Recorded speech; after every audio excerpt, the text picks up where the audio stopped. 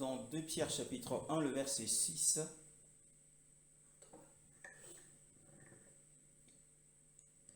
À la connaissance, la maîtrise de soi. À la maîtrise de soi, la persévérance. À la persévérance, la piété.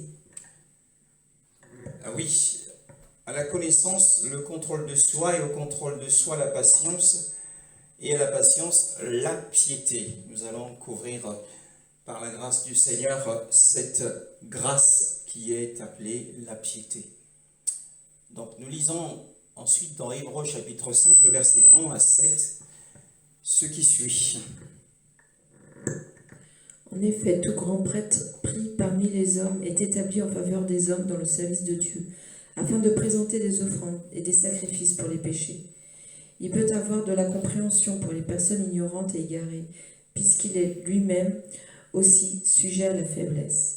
C'est d'ailleurs à cause de cette faiblesse qu'il doit offrir des sacrifices pour ses propres péchés, aussi bien pour ceux du peuple. Personne ne peut s'attribuer l'honneur de cette charge à moins d'être appelé par Dieu, comme l'a été Aaron. Christ non plus ne s'est pas attribué la gloire de devenir grand prêtre. Il l'attire de celui qui lui a dit « Tu es mon fils, je t'ai engendré aujourd'hui ». Il dit aussi ailleurs « Tu es prêtre pour toujours » à la manière de Melchisédek. Pendant sa vie terrestre, Christ a présenté avec de grands cris et avec larmes des prières et des supplications à celui qui pouvait le sauver de la mort. Il a été exaucé à cause de sa piété. Il a été exaucé à cause de sa piété. Alors, en regroupant ces deux grands passages, ces deux portions de la parole du Seigneur, nous comprenons tout d'abord que nous pouvons encore progresser. Nous pouvons encore progresser dans la vie divine, quel que soit le nombre d'années que nous avons passées dans le Seigneur, quel que soit notre âge spirituel, quelle que soit notre fonction dans le ministère pour lequel nous avons été appelés, nous pouvons encore faire des progrès dans la vie divine. Par une constante référence, si nous nous référons à chaque fois dans tout ce que nous faisons, si nous nous référons à chaque fois à Elohim, si nous nous référons à chaque fois que nous entreprenons une chose, un projet, à chaque fois que nous entrons dans une œuvre, eh bien, si nous nous référons à chaque fois au Seigneur, eh bien, il est certain que nous ferons encore des progrès dans la vie divine. Nous avons besoin de faire encore des progrès. Nous pouvons encore progresser dans la vie divine. Nous pouvons encore grandir et développer notre esprit de prière, notre esprit d'amour pour le Seigneur et notre esprit de respect pour le Seigneur. Alors, qu'est-ce que c'est que la piété? Eh bien, la piété, c'est tout simplement l'esprit de prière, l'esprit d'amour et l'esprit de respect pour le Seigneur. Et nous comprenons qu'à travers les vertus que l'apôtre Pierre a énumérées, nous voyons qu'il y a une progression de la patience à la piété. Et nous pouvons développer, et Paul, s'adressant à Timothée, lui dit, l'exercice corporel est utile à peu de choses. Mais la piété est utile à tout. Elle est la promesse de la vie présente et de la vie future. Nous pouvons nous entraîner physiquement pour développer nos muscles, pour garder une forme de tonicité, de dynamisme, et pour être toujours en forme. Et beaucoup font des exercices physiques. Ils font de l'haltérophilie pour développer leurs muscles. Et nous devons aussi nous exercer constamment dans la prière,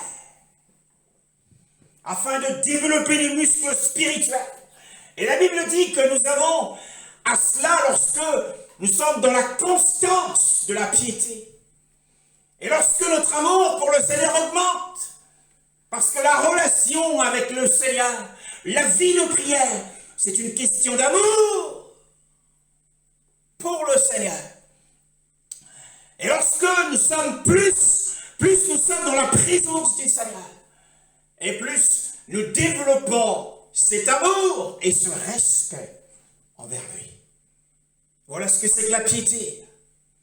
Mais dans le livre des Hébreux, qui a été lu tout à l'heure, la Bible dit, au chapitre 5, au verset 1, « Car tout grand prêtre parmi les humains est établi en faveur des humains près d'Élohim. » Tout grand prêtre prie parmi les humains. C'est une grande grâce. C'est une grâce excellente, bien-aimé dans le Seigneur. Lorsque le Seigneur nomme un homme pour que cet homme agisse pour l'intérêt de tous, pour l'intérêt des millions et des millions de chrétiens. Rendez-vous compte si le Seigneur vous désigne, si le Seigneur vous appelle pour être le feu de cette génération, et il vous confie des régions, il vous confie des nations, et votre but, c'est d'être un instrument au travers duquel sera véhiculée la bénédiction pour tous. C'est une grâce excellente. Il a utilisé les hommes dans des générations différentes et dans des âges différents qui ont agi pour l'intérêt de tous. Et il est prêt à élever également à ce jour des hommes. Exode chapitre 28, le verset 1 à 2. Approchez de toi ton frère Aaron et ses fils. Prends-les parmi les Israélites pour qu'ils me servent en tant que prêtres. Il s'agit d'Aaron et de ses fils Nadab, Abihu, Éléazar et Ithamar. Tu feras à ton frère Aaron des vêtements sacrés pour marquer son importance et son rang. Pour marquer son importance et son rang. Quel rang avait-il? Il était désigné pour être souverain sacrificateur. Alors, le texte de Hébreux chapitre 5 met en balance Aaron et le Mashiach. Le Mashiach est le souverain sacrificateur, bien-aimé, par rapport à nous qui sommes ses rachetés, mes frères. Mais nous sommes seulement consacrés pour être prêtres. Mais lui, il a été consacré pour être souverain sacrificateur. Souverain grand prêtre. Et par rapport à Aaron, il possède, bien-aimé dans le Seigneur, il possède une sympathie parfaite, supérieure à celle d'Aaron, parce qu'il est sans péché. Aaron devait être vêtu des vêtements sacrés, de splendeur et de gloire, dignes de son rang.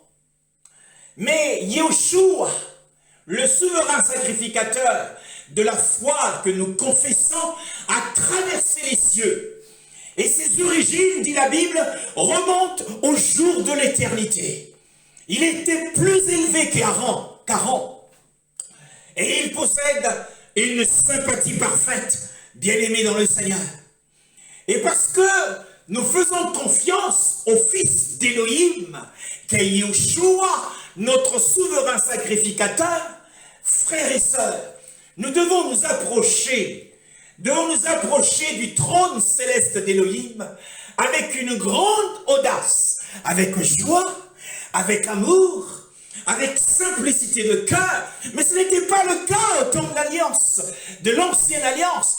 Dans l'ancienne alliance, ils éprouvaient de la crainte lorsqu'ils entraient dans le lieu saint. Et le souverain sacrificateur, lorsqu'il avait accès au lieu très saint, une fois l'an, au jour de l'expiation, il éprouvait une grande crainte. Si bien qu'on attachait à sa cheville une corde avec des sonnettes, au cas où il viendrait à mourir, à tomber dans la sainteté de la présence d'Élohim. Alors, les sacrificateurs qui se trouvaient à l'extérieur devaient le tirer de loin. Mais bien aimés, lorsque nous nous approchons du trône céleste, soyons remplis de confiance, parce que nous avons là un souverain sacrificateur rempli de sympathie, parfait en sympathie.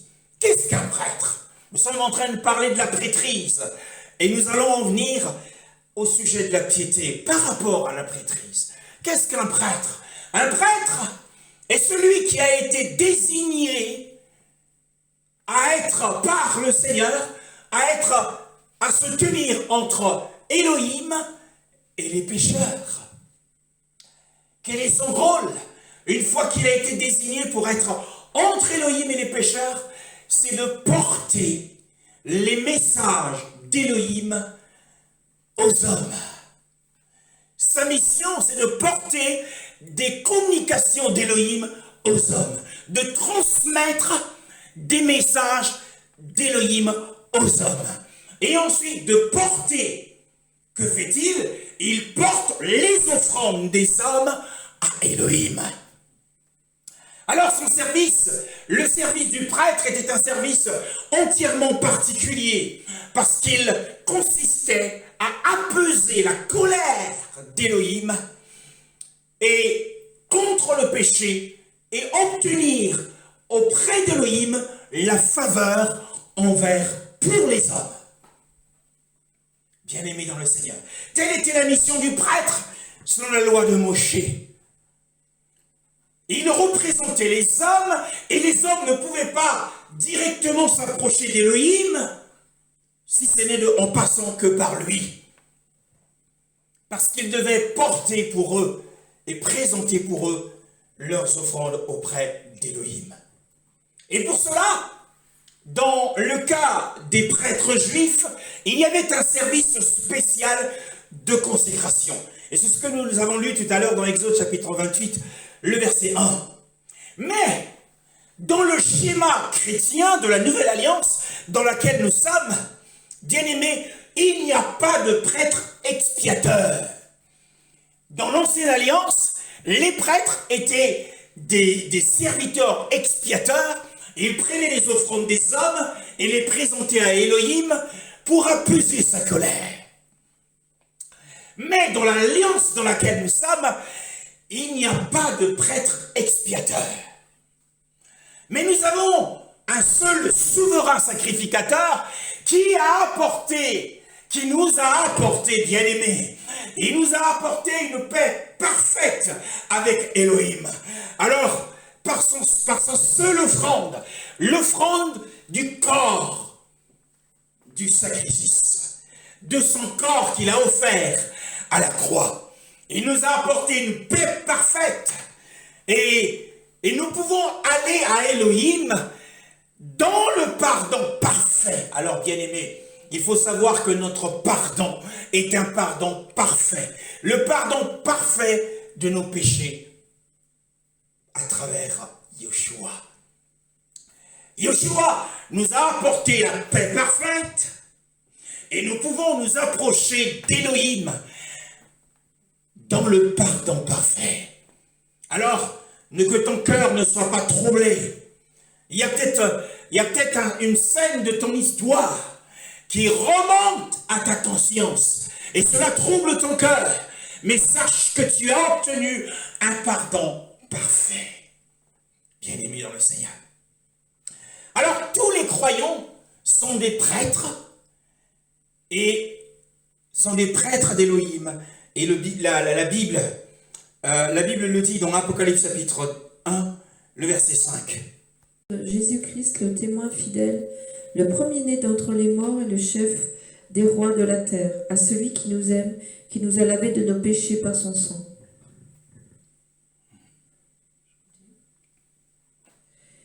Et qui a fait de nous un royaume, des prêtres pour Dieu son Père, À lui soit la gloire et la domination au siècle des siècles. Amen.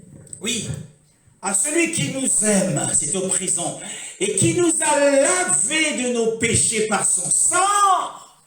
Ce lavement de péché par le sang de Yeshua est la consécration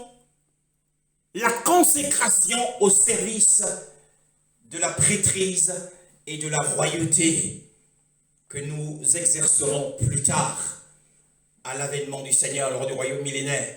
Nous exercerons la royauté. Mais nous sommes prêtres consacrés par le sang de Yeshua. Chaque chrétien, chaque chrétienne est un prêtre, une prêtresse d'Élohim consacrée par le sang. Donc l'idée que les ministres d'Élohim, pour qu'ils exercent, qu'ils aient le droit de prêcher, ils doivent, qu'ils ont besoin d'un service spécial de consécration et d'ordination est une erreur doctrinale, est une erreur biblique. Tu n'as pas besoin de rechercher l'imposition des mains de qui que ce soit avant de commencer le travail pour lequel le Seigneur t'appelle. Tu as déjà été consacré par le sang de l'agneau comme prêtre. Et nous avons dit qu'est-ce qu'un prêtre? Eh bien c'est celui qui reçoit les communications, les messages du Seigneur pour les transmettre aux hommes. Quel que soit le don que vous avez reçu, eh bien si vous avez reçu un appel, un mandat de la part du Seigneur, ne recherchez pas l'imposition des mains des hommes. La question d'ordination est une question qui vient droit du catholicisme romain. Non, nous devons nous lever, bien-aimés dans le Seigneur. Alors, si nous retournons dans Hébreux chapitre 5, le verset 1, nous comprenons que tout grand prêtre, la Bible dit qu'il devait présenter des dons et des sacrifices pour les péchés. Et dans l'Ancienne Alliance, sa mission, et il avait la charge d'offrir des cadeaux à Elohim. Il était chargé d'offrir des cadeaux à Elohim de la part des hommes. Et Elohim ne recevrait aucun cadeau de la part d'un homme si ce n'est par l'intermédiaire de son serviteur qu'il avait désigné et consacré. Ici, il est dit, il était désigné pour offrir les sacrifices pour les péchés. Alors, c'est important de le savoir que les sacrifices pour les péchés dans l'Ancienne Alliance, aucun sacrifice pour le pardon du péché volontaire n'était accepté. Le péché volontaire d'idolâtrie. Le livre de Lévitique, chapitre 4.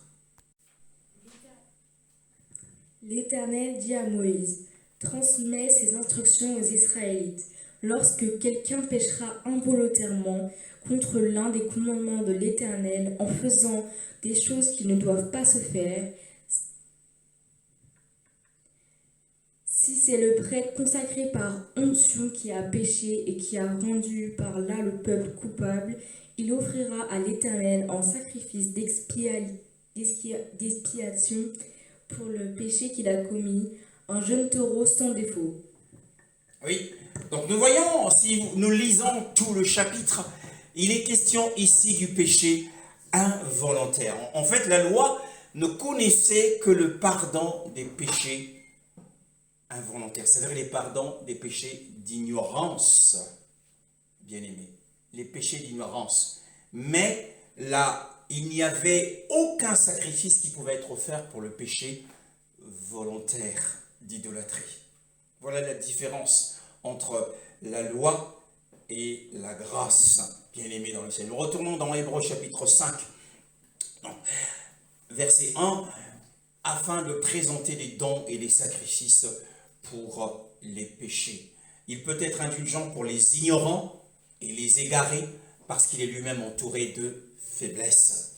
Mais en réalité, eh bien, le grand prêtre n'était indulgent que pour les ignorants et pas pour les égarés. Alors c'est quoi? Il y a deux classes ici de pécheurs. Il y a premièrement les ignorants et deuxièmement les égarés. Qui sont les ignorants? Eh bien, c'est ceux qui commettent des péchés dans l'aveuglement, dans leur ignorance. Les égarés, qui sont-ils? Eh bien, les égarés, ce sont ceux qui commettent des péchés contre la lumière et contre la connaissance. Un chrétien qui a reçu beaucoup de lumière, un chrétien qui a reçu beaucoup de connaissances, lorsqu'il pêche, il pêche contre cette lumière qu'il a reçue, il pêche contre cette connaissance qu'il a reçue. Et c'est cela, l'égarement. Quand on parle d'un égaré, c'est quelqu'un qui était avec vous, mais qui s'est éloigné du Seigneur, qui a reçu les mêmes enseignements que vous, et qui finalement s'est éloigné de la bergerie. Alors, cette différence se voit par l'œuvre que le Seigneur a accomplie à la croix. Yeshua, notre souverain sacrificateur, a apporté par son sang une seule fois le pardon de tous les péchés, à la fois des égarés et à la fois, bien-aimés dans le Seigneur, des ignorants. Et donc tous ceux qui viennent à lui, tous ceux qui viennent par l'intermédiaire du souverain sacrificateur qui est Yeshua, eh bien, ils obtiennent ce qui est écrit dans Colossiens chapitre 2, le verset 13, comme suit.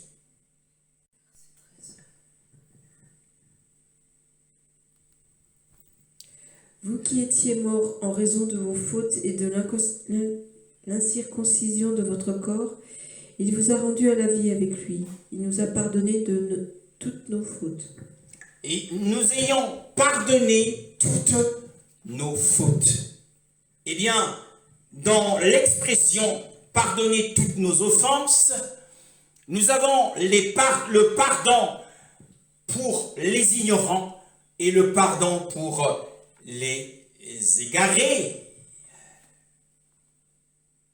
Voyez-vous? Et c'est ce que notre souverain sacrificateur apporte, à la différence de la loi de Moshe. Et si nous retournons dans Hébreu, nous aimons la parole du Seigneur. Si nous retournons dans Hébreu chapitre 5, nous voyons qu'au verset 2, il est écrit « Il peut être indulgent ». Mais de qui parle-t-on? On parle du souverain sacrificateur. Il doit être rempli, il doit avoir de la compassion et de la sympathie pour les pécheurs. Pourquoi? Pourquoi doit-il avoir de la compassion? Tout à l'heure, nous avons dit que Yeshua est élevé au-dessus d'Aaron parce qu'il possède une sympathie parfaite et qu'il est sans péché. Et pourquoi doit-il être à ce point rempli de compassion et de sympathie? Eh bien, parce que la fonction qu'il occupe l'exige.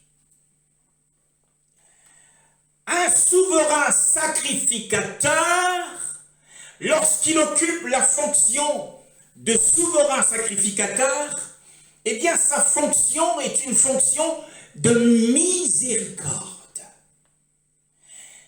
Cela a été prévu ainsi pour le bénéfice de ceux qui méritent la colère divine. Peut-être pensez-vous que vous êtes sujet au jugement du Seigneur. Certains vous diront que c'est le jugement du Seigneur, ce qui vous arrive. Mais quoi qu'il en soit, quelle que soit l'origine de votre problème, et si vous êtes dérangé par le fait que ce que vous subissez est un jugement du Seigneur, souvenez-vous que le souverain sacrificateur, qu'est Yeshua, qui a traversé les cieux, s'il remplit ce ministère aujourd'hui, eh bien, le ministère qu'il remplit est un ministère dédié à la miséricorde. C'est-à-dire que celui qui doit remplir cette fonction doit être rempli de compassion et de sympathie. Alors si c'est un jugement, votre problème de santé, si c'est un jugement, votre problème de mariage ou de stérilité, alors courez, courez, courez, courez vers le trône céleste d'Élohim. Car la Bible nous demande de nous approcher avec assurance du trône de la grâce, afin d'obtenir miséricorde. Pourquoi? Eh bien parce que la fonction du souverain sacrificateur assis sur ce trône-là, c'est de déverser de la miséricorde. C'est de manifester de la miséricorde et de la compassion. Et il ne fait pas autre chose que de manifester de la compassion. Alors, n'écoutez pas l'ennemi qui vous dit que celui qui est assis sur le trône ne vous aime pas. Autrement dit, il n'est pas à sa place. Mes frères, c'est comme si vous rencontrez une infirmière mais qui manifeste un tel comportement d'antipathie à votre égard. Mais vous êtes choqué et en mesure de vous dire, mais cette personne s'est trompée de vocation. Parce que la vocation d'une infirmière, c'est d'être remplie d'empathie. Vous rencontrez un médecin colérique, mais cet homme s'est trompé de métier. Vous rencontrez un pompier qui est prêt à vous jeter par-dessus bord. Mais cet homme s'est trompé de métier. Parce que l'on soit pompier, médecin ou infirmier, ce que l'on attend de chacun de ces métiers ou de ces hommes ou de ces professionnels de santé, c'est qu'ils manifestent de l'amour. Ainsi, lorsque vous vous approchez du trône de la grâce, alors ne tremblez pas. Quel que soit votre problème, celui qui est assis là, son rôle principal, c'est d'exprimer de la compassion pour vous.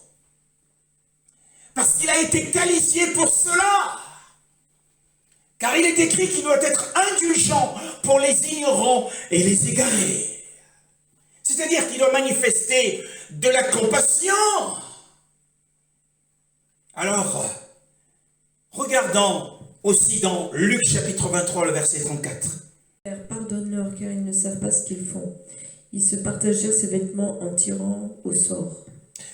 Le plaidoyer de notre souverain sacrificateur, celui qui parle ici, c'est le grand prêtre. Que plaide-t-il? Il plaide pour les ignorants. Ils ne savent pas ce qu'ils font. Voilà ce qu'il a qualifié. Il a obtenu gain de cause auprès du Père et jusqu'à ce jour, parce qu'il a plaidé pour les coupables. Et il a déclaré que ces coupables étaient des ignorants. Il remplit son rôle de souverain sacrificateur. Comme nous l'avons lu dans Hébreux chapitre 5, le verset 2, il doit être indulgent à l'égard des ignorants et des égarés. Et Colossiens nous a appris qu'il nous a pardonné toutes nos offenses. Que ce soit des offenses par ignorance, que ce soit des offenses parce que nous avons péché contre la lumière et contre la connaissance que nous avons déjà reçue. Bien-aimés dans le Seigneur. Alors Yeshua a obtenu gain de cause. Voilà le grand prêtre. Il est rempli de compassion. Alors, retournons dans Hébreux pour étayer le sens de la grâce qui est la piété. La Bible dit au verset 7, qu'est-il écrit au verset 7? Hébreux chapitre 5, le verset 7. Pendant sa vie terrestre, Christ a présenté avec de grands cris et avec larmes les prières et des supplications à celui qui pouvait le sauver de la mort, car il a été exaucé à cause de sa piété. Il a été exaucé à cause de sa piété. En lisant, la sœur a dit, pendant sa vie terrestre. Et l'apôtre se plaît de nous donner ces éléments. C'est lui qui, dans ma version, pendant les jours de sa chair, c'est-à-dire de sa vie terrestre. Qu'est-ce que cela signifie? Eh bien, le temps de vie de notre Sauveur sur la terre a participé à la perfection du sacerdoce qu'il remplit maintenant dans le ciel. Il était nécessaire qu'il passe par la vie terrestre. Il était nécessaire qu'il ait un temps de vie sur la terre avant de remplir sa mission ou le sacerdoce qu'il remplit actuellement. S'il n'avait pas rempli, s'il n'était pas passé par un temps de vie sur terre, il n'aurait pas été qualifié pour être le souverain sacrificateur. Car il est écrit au verset 1, car tout grand prêtre pris parmi les humains est établi en faveur des humains près d'Élohim, à côté d'Élohim, afin de présenter des dons et des sacrifices pour les péchés. Il fallait qu'il soit pris parmi les humains. Donc il fallait qu'il ait une vie terrestre et qu'il ait un temps de vie sur la terre. Et son temps de vie a duré 33 ans. Et comment est-ce que l'apôtre, sous l'inspiration de l'Esprit, décrit son temps de vie? Il décrit son temps de vie les jours de sa chair. Et dans la version de la sœur, c'était sa vie terrestre. Mais dans la version que nous avons pour décrire son temps de vie sur la terre, les jours de sa chair. Et cela a une signification profonde. Alors les jours de sa chair signifient tout simplement le temps de son infirmité. Aujourd'hui, il est exalté bien au-dessus de la souffrance. Yoshua ne connaît plus la souffrance maintenant. Mais il a connu la souffrance. Il a connu les épreuves. Et pour qu'il soit compatissant, bien-aimé, il a fallu qu'il passe par ces épreuves. Il a fallu qu'il passe par ces souffrances. Il a fallu que, les soldats remplis, qui étaient l'incarnation du diable, se sont servis des lacets en cuir, avec des bouts de métaux sur lesquels ces lacets, Yoshua a été flagellé. Il a reçu une flagellation à dos nus, bien-aimé. Il a fallu qu'il soit blessé de cette façon.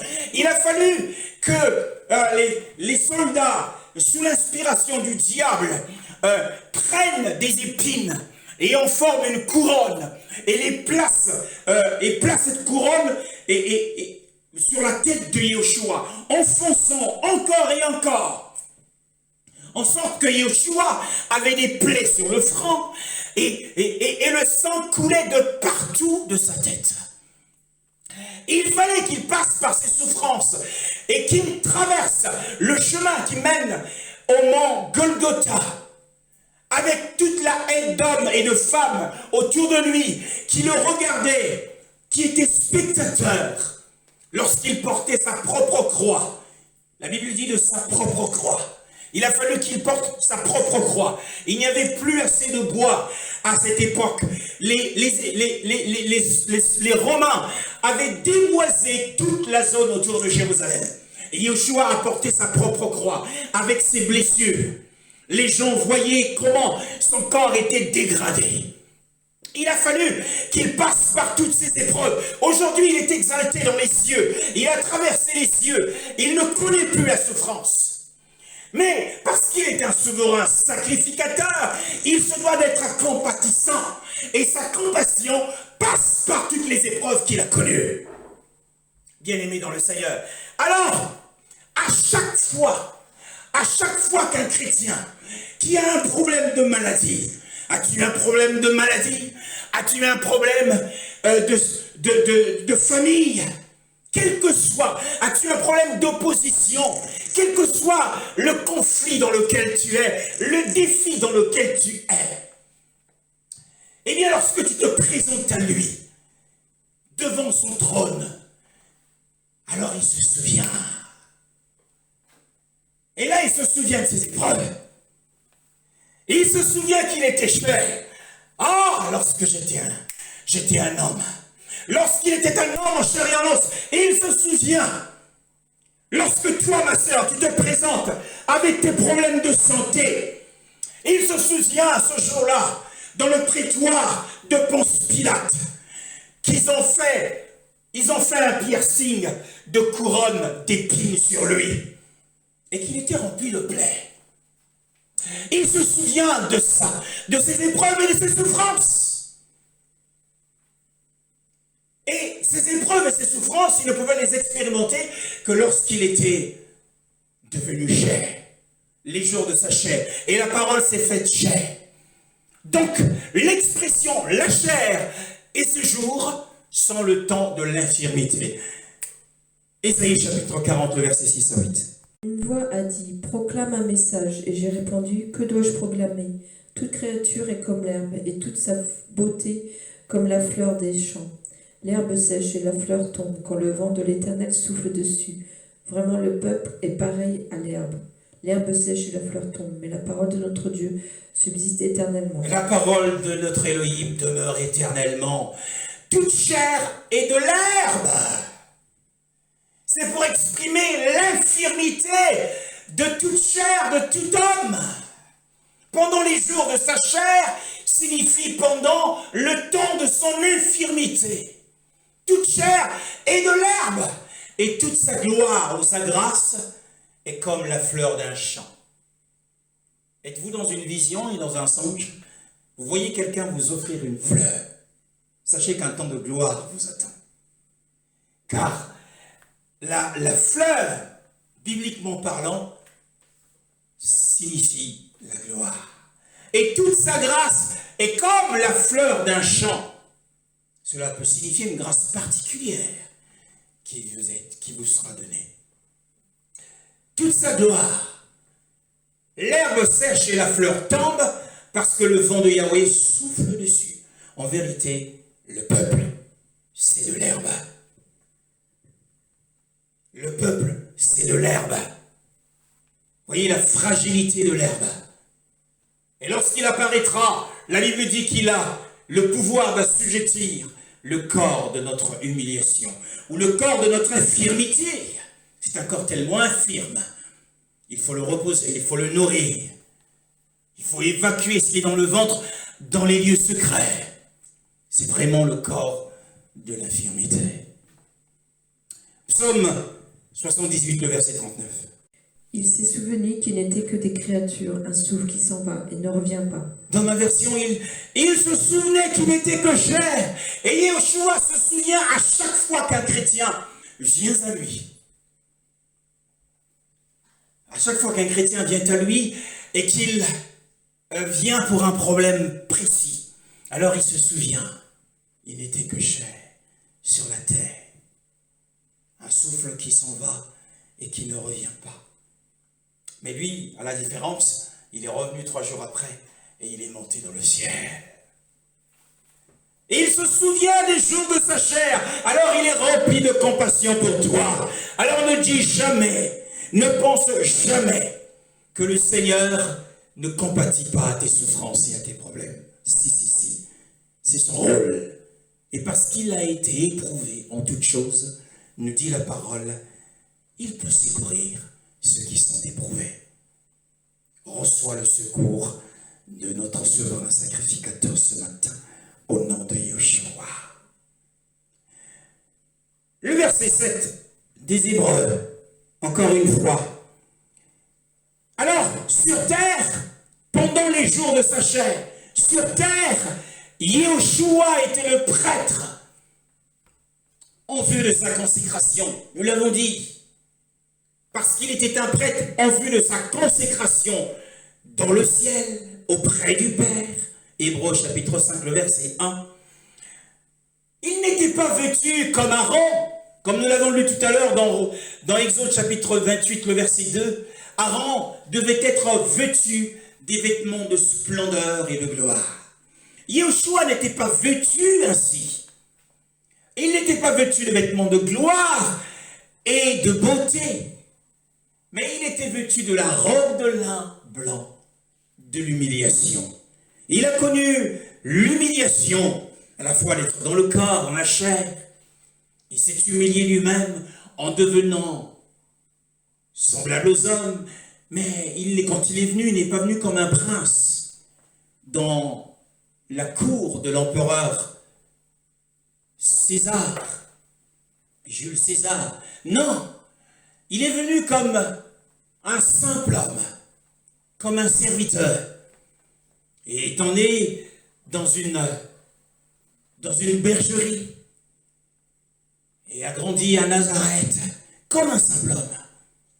Bien-aimé, la robe de lin de l'humiliation, dont il était vêtu, chaque chrétien doit être vêtu de la même robe.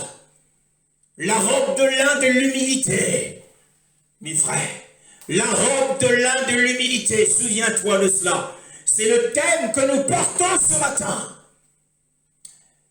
Et bien-aimé dans le Seigneur, la Bible nous dit, encore dans Hébreux chapitre 5, le verset 7, elle nous dit qu'il a offert. Alors l'expression « il a offert » nous renvoie au sacerdoce de l'ancienne alliance.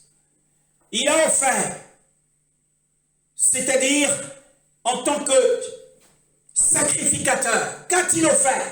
La Bible dit qu'il a offert avec des grands cris, avec des larmes, des prières et des supplications. Voilà un homme pieux, à celui qui pouvait le sauver de la mort, et il a été exaucé à cause de sa piété. Qu'a-t-il offert? Et qu'as-tu offert, mon frère? Qu'as-tu offert, ma sœur? Mais lui, avec des grands cris. Oh! Voyez-vous que c'était au passé. Il est écrit, il a offert, non pas qu'il offre, avec des grands cris aujourd'hui, et avec des larmes. Mais ces offrandes sont passées. Alors les dons et les sacrifices, puisque l'expression « offrir » nous renvoie au sacerdoce de l'ancienne alliance, c'est-à-dire au prêtre. Alors le prêtre, nous l'avons lu, devait offrir des dons et des offrandes. Et Yeshua a offert des dons et des offrandes. Quels sont ces dons et ces offrandes? Eh bien ces dons et ces offrandes, ce sont des cris, les larmes, les prières et les supplications. Voilà le sens de la vraie piété. Mes frères, alors, ces cris, ces larmes, ces prières et ces supplications étaient tellement agréables à Elohim à chaque fois qu'il priait, parce que ces offrandes étaient tellement agréables, lorsqu'une offrande est agréable, une réponse du ciel, un miracle du ciel vient instantanément. Le verset 21. Comme tout le peuple était baptisé, Jésus aussi fut baptisé. Pendant qu'il priait, le ciel s'ouvrit, et le Saint-Esprit descendit sur lui sous une forme corporelle, comme une colombe, et une voix se fit entendre du ciel ces paroles. Tu es mon fils bien-aimé, tu as toute mon approbation. Oui, et il arriva que quand tout le peuple était baptisé, Yeshua aussi étant immergé dans l'eau, et pendant qu'il était en prière, pendant qu'il offrait les dons et les offrandes à Elohim, et pendant qu'il offrait ces offrandes qu'il était en train d'offrir en tant que sacrificateur, étaient tellement agréables que le ciel s'ouvrait. Voilà la réponse. Une réponse immédiate, un miracle instantané, une parole prophétique. Pourquoi? Eh bien, parce qu'il a offert des sacrifices acceptables à Elohim. Agréable signifie acceptable. Lorsqu'une offrande, une prière est offerte à Elohim sur la base d'une piété respectueuse. Nous avons dit qu'est-ce que la piété? Eh bien, la piété, c'est un esprit de prière, c'est un esprit de respect, c'est un esprit d'amour pour lui. Et pour que notre offrande soit acceptée, il faut qu'il y ait ces ingrédients de l'esprit d'amour et de respect pour lui. Alors, ces prières étaient acceptées, la Bible dit que son ciel s'est ouvert. Bien-aimé, ton ciel s'ouvrira aussi. Et le Saint-Esprit est descendu sur lui sous une forme corporelle, comme celle d'une colombe. Et une voix vint du ciel, la voix de la prophétie, la voix de la bénédiction est venue du ciel. Et cette voix a dit, tu es mon fils bien-aimé, je suis content de toi. Quelqu'un était tellement en souffrance, était tellement dans la soif du Seigneur. C'était une sœur, elle était en prière, et elle agonisait, elle était en grande agonie. Oh, elle criait après le Seigneur. C'était son offrande, c'était sa prière. Et le lendemain, une sœur qui habite de loin l'appelle et lui transmet le message en réponse à ses cris et à ses prières. Voilà ce que c'est qu'une offrande acceptée. Lorsqu'une offrande est acceptée, la réponse est immédiate. Le miracle du ciel vient. La parole prophétique vient du ciel. Ainsi le Père le manifeste ainsi. Luc chapitre 9, le verset 29. Il priait, l'aspect de son visage changea et son vêtement devint d'une blancheur éclatante. Il était prêt à donner son âme pour le bien de son Église, mais aussi pour ceux du monde. Il arriva que pendant qu'il priait, pendant qu'il offrait ses sacrifices, il était sans doute à genoux sur cette montagne de la transfiguration, et qu'il priait, l'aspect de son visage changea. La gloire qui était en lui, celle qu'il avait cachée par sa chair, a explosé, a passé à travers les pores, a passé à travers ses vêtements, si bien que son visage devint blanc comme le soleil lorsqu'il brille, et ses habits devinrent blancs et resplendissants comme un éclair. Voilà une réponse, la manifestation à la prière acceptée. La Bible nous dit que nous sommes aussi des sacrificateurs. La Bible le dit dans 1 Pierre chapitre 2, le verset 5. Et vous-même, en tant que pierre vivante, laissez-vous édifier pour former une maison spirituelle, un groupe de prêtres saints, afin d'offrir des sacrifices spirituels que Dieu peut accepter par Jésus-Christ. Oui, que Dieu peut accepter, dans la version de ma sœur, des sacrifices spirituels, afin d'offrir, comme Yeshua, il a offert lors de son baptême, des sacrifices, les sacrifices de prière. Il a offert sur la montagne de la transfiguration des sacrifices de prière. Et à chaque fois, ces sacrifices étaient acceptés. Ainsi, à nous, il est dit sous l'inspiration de l'Esprit, sous la plume de l'apôtre Pierre, que nous sommes cette sainte prêtrise, nous sommes ces prêtres. Et nous pouvons également offrir des sacrifices qui soient acceptables, afin que les anges descendent avec nos cadeaux, descendent avec notre miracle, descendent avec la solution à notre problème, descendre avec la direction divine que nous cherchons et le choix que nous devons faire face à ce problème qui est devant nous. Jean chapitre 12, le verset 27. L'âme est troublée, et que dirais-je, Père, délivre-moi de cette heure. Mais c'est pour cela que je suis venu jusqu'à cette heure. Verset 28. Père, révèle la gloire de ton nom. Une voix vint alors du ciel.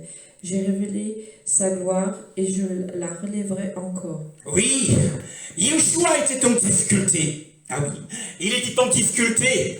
Il avait un problème. Son âme était troublée. Et que dirais-je, dit-il? Que dirais-je? Il ne savait quoi dire face à l'invitation des Grecs. Ah, une délégation de Grecs voulait voir Yeshua. Et son âme était troublée. Devait-il se rendre auprès des Grecs ou pas? Que devait-il dire? Il ne savait quoi dire. Peut-être que vous êtes aussi troublé dans une situation particulière. Vous ne savez que faire. Quoi dire? Eh bien, quelle a été la réaction du Seigneur? Il a soumis sa difficulté à son Père. Il a soumis l'affaire à son Père dans la prière. Oh! Et il dit, que dit-il? C'est une leçon pour nous qui sommes sacrificateurs. Quel que soit le problème, c'est que nous allions tout de suite auprès du Père, dans la prière. C'est une leçon pour nous. Qu'a-t-il cherché? Le premier mot qui vient à l'esprit du Seigneur, c'est le mot Père. C'est le titre de Père. Et il cherchait seulement à connaître la volonté de son Père et à faire cette volonté. Avant chacune de ces requêtes était toujours précédée par l'appel du Père. Pourquoi? Eh bien, cela montre le sentiment qui dominait son cœur. Quel est le sentiment qui domine ton cœur? De connaître seulement la volonté de Dieu ou de la faire aussi?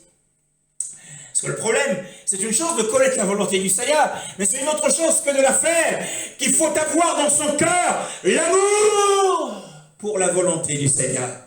Jonas n'avait pas l'amour pour la volonté du Seigneur. Il connaissait la volonté du Seigneur, mais il n'a pas agi selon cette volonté. Yoshua était rempli sans doute de crainte, mais ce sentiment de crainte a été dominé par la volonté et le nom de son Père. Père, dit-il, sauve-moi hors de cette heure, mais c'est à cause de cela que je suis venu en vue de cette heure, l'heure de la croix, où il sera élevé, où tous les hommes seront attirés à lui. Père, glorifie ton nom. Le désir de la gloire est un désir naturel. Et Yoshua ne le reprime pas en nous, ce désir de la gloire. Mais seulement, le problème, c'est que le désir de gloire des hommes dans la foi, des hommes de Dieu, des femmes de Dieu, ce désir a été perverti. Ce désir a été mal dirigé. Il est dirigé vers ce monde. C'est dans ce monde que les chrétiens recherchent la gloire. Et ils la recherchent auprès des hommes. Lorsque nous recherchons la gloire dans ce monde et auprès des hommes, nous avons perverti la gloire d'Élohim. La gloire d'Élohim, à ce moment-là, est mal dirigée. Père, glorifie ton nom. Alors une voix vint du ciel disant, je l'ai glorifié. Yoshua est aujourd'hui glorifié en tant que souverain sacrificateur dans le ciel. Et bientôt, il est écrit, je le glorifierai encore. Il le glorifiera lorsque le temps des nations sera terminé. Lorsque le gouvernement de l'homme sera arrivé à son terme. Alors le Seigneur, la Bible dit, et Apocalypse chapitre 11 nous le dit, eh bien les royaumes des hommes deviendront le royaume d'Élohim et de son Mashiach. Alors il entrera dans son règne, celui pour lequel il a souffert. Car demande-moi et je te donnerai les nations pour héritage et les extrémités de la terre pour possession. Si nous retournons dans Hébreux, Hébreux chapitre 7, chapitre 5, la Bible dit, il a offert avec des grands cris, avec des larmes. Oh bien-aimés, nous nous souvenons tous que Yoshua, lorsqu'il a offert cela nous fait allusion à l'agonie qu'il a souffert à Gethsémani. Mais quelle est la différence entre la prière et la supplication? La différence, c'est que la supplication est une prière pour la délivrance. Il a offert avec des grands cris.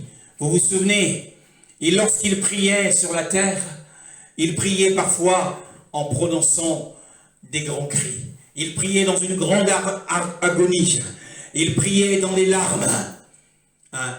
Et cela fait mention de faire référence à la nuit d'agonie qu'il a souffert à Gethsémani, mais aussi au cri qu'il a poussé à la croix. Nous le voyons dans Marc chapitre 15, le verset 37 à 39. Cependant, Jésus poussa un grand cri et expira. Le voile du temple se déchira en deux depuis le haut jusqu'en bas. Quand l'officier romain qui se tenait en face de Jésus entendit son cri et le vit expirer de cette manière, il dit, cet homme était vraiment le Fils de Dieu. Oui, voyant qu'il avait expiré en criant ainsi, c'est-à-dire que de lui-même il a rendu son esprit, aucun homme ne peut le faire. De lui-même il a déposé son âme en poussant ce dernier de tous les cris Et c'est cette confession mémorable du centenier. Cet homme était vraiment le fils d'Élohim. Il avait le pouvoir de donner sa vie, mais il avait aussi le pouvoir de la reprendre. Et là, à travers un cri, son esprit a été libéré. Et là, il expirait. Bien-aimé, ce sont ces cris-là. Mais pourquoi criait-il? Pourquoi a-t-il prié d'après le livre des Hébreux pour le sauver de la mort? Mais de quelle mort parle-t-on ici? Hébreux chapitre 5, le verset 7. C'est lui qui, pendant les jours de sa chair, a offert avec des grands cris et avec larmes des prières et des supplications à celui qui pouvait le sauver de la mort. Mais de quelle mort ici? Est-ce qu'il ne voulait pas souffrir de la mort? Non, bien-aimé, s'il voulait souffrir de la mort. Mais de quelle mort parle-t-on ici? Mais avant cela, il est dit qu'il a offert des supplications et des prières, non pas à Élohim, mais à celui qui pouvait le sauver. Il n'est pas nommé, mais ce qui est nommé ici, les prières qui sont adressées ne sont pas adressées à Élohim, mais l'apôtre utilise une paraphrase particulière pour faire ressortir la toute-puissance du Très-Haut. Celui qui a le pouvoir. Il dit, il a adressé ses cris, il a adressé ses larmes, il a adressé sa grande agonie, ses soupirs. Oh mes frères, il a adressé ses supplications à celui qui avait le pouvoir. Alors les prières étaient adressées à celui qui avait le pouvoir, la toute-puissance. Alors cette toute-puissance devait ressortir d'en haut. Alléluia. C'est à lui qu'il faisait appel. Dans ta maladie, dans ton problème, fais appel à celui qui a tout pouvoir. Réfère-toi à la toute-puissance d'Élohim. Regarde à la grandeur de cet Élohim et non pas à la taille de ton problème. Et Yoshua n'a pas regardé à la grandeur de ce problème. Et en haut, il a crié. La direction de ses prières était vers celui qui avait le pouvoir. Mais Yoshua devait mourir pourtant. Pourtant, il dit le Père même parce que je donne ma vie. Je dépose mon âme. Mais pourquoi doit-il prier encore contre la mort? Non, ce n'est pas de cette mort dont il est question dans ce passage. Ce n'est pas de la souffrance contre laquelle il priait. Yoshua devait mourir. Mais ici, il priait pour être délivré du lieu qu'on appelle la mort, Hadès. Pour qu'il le sauve de Hadès, le lieu appelé la mort. Le psaume 88, le verset 6. Je suis étendu parmi les morts, semblable à ceux qui sont tués et couchés dans la tombe, à ceux dont on ne se souvient plus et qui sont séparés de toi. Verset 7. Tu m'as jeté dans un gouffre profond, dans les ténèbres, dans les abîmes. Oui, lorsqu'il est descendu dans les abîmes, sa première visite, ce n'était pas d'aller au paradis d'Hadès, mais sa première visite était dans la fosse inférieure, où sont enchaînés les anges qui avaient péché au temps de Noé. C'était pour leur faire une proclamation. C'est eux que nous jugerons. Ils sont d'une catégorie à part. Ils ne font pas partie de la compagnie de Satan. Ils sont d'une compagnie à part. À eux, il est allé leur proclamer l'évangile. Ils seront assurément restaurés au renouvellement de toutes choses. Ensuite, il s'est rendu dans Hadès. Mais s'il descendait dans la mort, comment en sortirait-il? Quel est l'objet de sa prière? Et il prie pour sortir d'Hadès. Le psaume 69, le verset 14 à 15. Mais moi, je t'adresse ma prière éternelle. C'est le moment favorable, ô Dieu, par ta grande bonté. Réponds-moi en m'accordant ton fidèle secours. Retire-moi de la boue, et que je ne m'enfonce plus, que je sois délivré de mes ennemis et de l'eau profonde. Oui, Il devait passer par les profondeurs. Vous savez que la terre sur laquelle nous marchons, qui est stable, est fondée et placée au-dessus des eaux. Il y a des eaux en dessous de la terre, de la croûte terrestre. Et en dessous en traversant les grandes eaux, il y a l'abîme. Toute la région de l'abîme qui englobe tout le globe terrestre, qui s'étend sur tout le globe terrestre. Et là-bas, il y a plusieurs localités. Et lorsqu'un chrétien meurt, encore une fois, lorsqu'un chrétien meurt, il voit un tunnel. Et il voit un tunnel. Et au bout du tunnel, il voit une grande lumière. Et lorsqu'il sera conduit et porté par son ange, il traversera la croûte terrestre à travers ce tunnel. Il traversera les grandes eaux à travers ces tunnels. Et il entrera dans la lumière. C'est la lumière de son apparence, la lumière de la joie, la lumière du bonheur. Et là, il y aura sans doute un comité d'accueil pour te recevoir, frère ou ma soeur. Et tu retrouveras des bien-aimés qui ont cru. Et vous ferez des balades, vous chanterez, vous louerez le Seigneur. Et là-bas, ils sont remplis du Seigneur. Le Machia est là-bas, Machia est là-bas, pas le Machia en tant que personne. Mais là-bas, c'est le lieu intermédiaire dans l'attente de la résurrection. Nous aussi, nous prions afin que s'accomplisse cette promesse. Les portes de Hadès ne prévaudront point contre elle. Quand un chrétien passe par ce tunnel, et une fois qu'il passe par ce tunnel, alors le tunnel se referme. Alors il priait pour que le tunnel s'ouvre, que la porte s'ouvre à nouveau, et qu'il ressorte. Et il ressortit 3 jours plus tard. Il a été délivré de la mort, nous dit Hébreux chapitre 5, le verset 7, à cause de sa piété. Mais il a aussi été délivré à cause de sa crainte. Il a éprouvé, il était opprimé par le poids des péchés à Gethsémani, si bien que ses larmes et sa sueur se transformèrent en sang, bien-aimé. Vous imaginez que celui qui est saint portait le poids du péché et souffrir une telle agonie? Qu'en est-il du pécheur qui se retrouve dans les flammes de l'enfer? Ne le souhaitons pas, même à notre pire ennemi. Et nous bénissons le Seigneur pour sa parole. Nous sommes des hommes pieux qui offrons à Yahweh, à notre Père, des dons et des offrandes acceptables, agréables. Lorsque notre offrande est acceptée par Yeshua, le souverain sacrificateur, alors une réponse arrive, sous forme de dons, sous forme de cadeaux, sous forme de miracles, sous forme de portes ouvertes, sous forme de ministère florissant, sous forme de sphère qui s'agrandit, sous forme de lumière qui augmente, de puissance pour accomplir des miracles, accomplir des signes et des prodiges. Oh bien-aimé, et même le miracle d'aller visiter le Hadès, d'aller visiter le paradis d'Hadès. Oh, béni soit le Seigneur. Nous le bénissons pour sa parole ce matin. Il est merveilleux. Magnifique. Ajoutez à votre foi la piété. Nous pouvons encore progresser dans la vie divine. Nous pouvons encore développer notre vie de prière. En sorte que lorsque nous prions, le ciel s'ouvre aussitôt. Notre offrande est acceptée.